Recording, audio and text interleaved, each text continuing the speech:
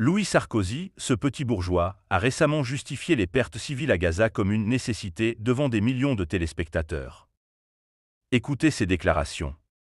Je risque de froisser certains sur ce plateau et outre, j'en assume totalement les conséquences. Pourquoi est-ce que c'est complètement nécessaire de risquer et parfois même de mener vers la mort des civils quand on se bat contre le Hamas et le Hezbollah?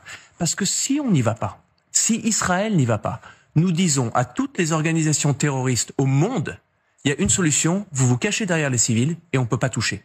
C'est pour ça qu'il faut malheureusement risquer et parfois même engendrer la mort des civils. Pour Louis Sarkozy, l'État d'Israël, dirigé par un gouvernement d'extrême droite, semble avoir, selon lui, le droit de tuer des civils au nom de la lutte contre le terrorisme. Mais où sont les limites?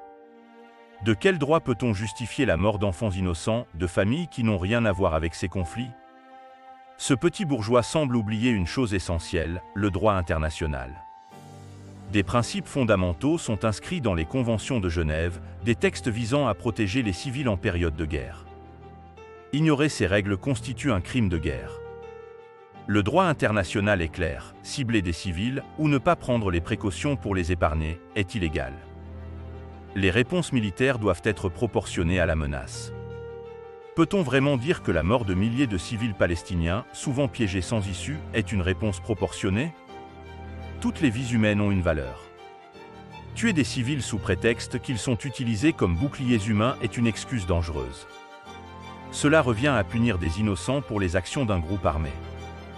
Derrière la rhétorique de la sécurité nationale, il y a des vies humaines et elles ne peuvent jamais être traitées comme des dommages collatéraux acceptables.